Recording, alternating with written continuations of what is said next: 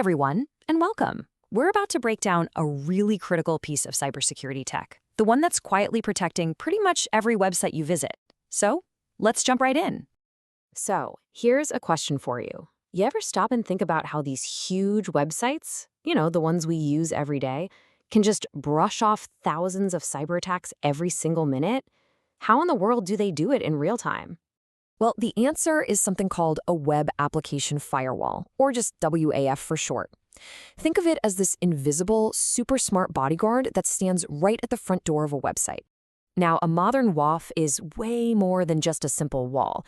It's actually a really sophisticated system, and it's built on what we can call 7 key pillars of security. We're going to walk through each one, and you'll see how they all work together to keep the internet both safe and fast. All right, first up, let's talk about the core defenses. These first 3 features, you can really think of them as the WAF's main shield. It's first line of defense against any incoming attacks. Okay, so the very first layer of that shield is something called threat intelligence. The best way to think about this? It's like the WAF's built-in memory. It's constantly being updated with a list of all the known troublemakers out there. Basically, the WAF is plugged into this global network that's always on the lookout for new threats. This creates this huge, constantly updated blacklist of attack patterns. So if any request comes in that matches one of those known bad patterns, bam, it's blocked on the spot. It never even gets close. A classic example of this is a SQL injection attack. That's where a hacker tries to sneak some malicious code through, say, a login form. The WAF sees that specific pattern, that signature, knows exactly what it is, and just shuts it down.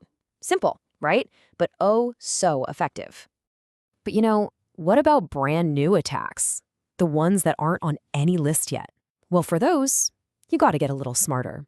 And that brings us to our second pillar, AI-powered fingerprinting. What's really cool here is how it creates a baseline. The AI basically sits and learns what normal traffic looks like for that specific website. It creates this unique fingerprint of normal behavior. That way, the moment something weird happens, it stands out. So, for example, imagine a single user trying to log in 1,000 times in 1 minute. No real person does that, right? That's a classic brute force attack. The WAF's AI sees that crazy spike in activity, flags it as totally abnormal, and just blocks it. All right, the third piece of this shield is called detection classification. And this is where we get super specific, not just about the traffic, but about the application itself. This goes a whole layer deeper. The WAF isn't just looking at what the users are doing, it's learning the actual blueprint of the website. It figures out all the rules, like which pages are supposed to exist and what kind of information should go in every single box or field. Just think about a simple contact form with a field for your phone number. It's only supposed to get numbers, right? So if someone tries to jam a bunch of malicious code in there instead, the WAF knows that's breaking the rules and, yep, blocks it instantly. Okay, so we've got this really strong shield. But what happens when the bad guys get more creative? Or what if they just try to hammer the site with a massive flood of traffic? Well, that's where the WAF's more advanced features come into play. This is what I'd call the brains of the operation, the part that gives it control, context, and the power to withstand those bigger attacks. Pillar number 4 is all about giving control back to the security teams. It's officially called compliance, but you can just think of it as powerful customization. Because, hey, no 2 websites are ever exactly the same, right? This feature lets an organization create its very own custom rules. They can tweak the WAF's behavior to fit their specific policies, maybe for business reasons or to meet certain industry regulations. A really common example is geo-blocking. Let's say a company doesn't do business in a particular country, but they're seeing a ton of attacks coming from there. They can just write a quick rule that says, block all traffic from that country. Done. All right, on to pillar number 5, analytics and insights.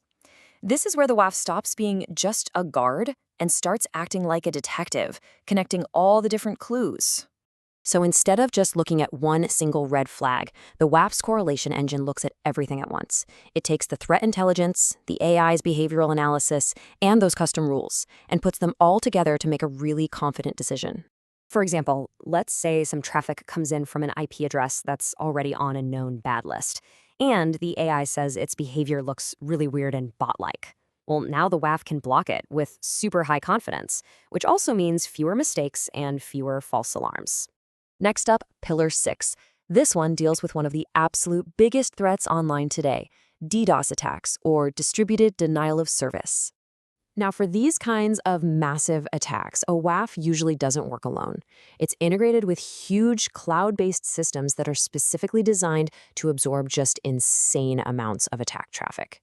Here's how it works. When millions of fake requests suddenly flood a website, the WAF can divert all that traffic to a special DDoS mitigation service.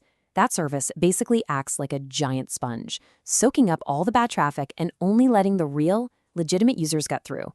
The website, it stays up and running. Okay, so that's 6 powerful security features. But believe it or not, there's one more, and this one might surprise you, because a modern WAF isn't just about security. It's also about making things faster. This last pillar is the secret weapon that turns the WAF into an accelerator.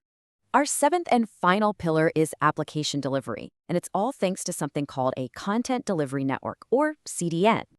Now, this is really clever. A lot of top-tier WAFs are actually built right into a global CDN. So what does that mean? It means they're not just inspecting traffic, they're also storing copies of the website's content in servers all around the world, getting it much closer to you, the user. So let's say you're in Dubai. Instead of your browser having to grab the website's data from a server way over in the UK, it can just grab it from a local server right there in the Middle East. The result? The site loads way, way faster for you. So when you put all 7 of these pillars together, what do you get? You get a really complete, powerful solution that's pretty much essential for the modern web. And really, that's the key thing to remember. A modern WAF is so much more than just security. It's security plus performance, all wrapped up in one single layer. It protects the site while also making it faster for everyone. I hope this breakdown was helpful. Thanks so much for watching.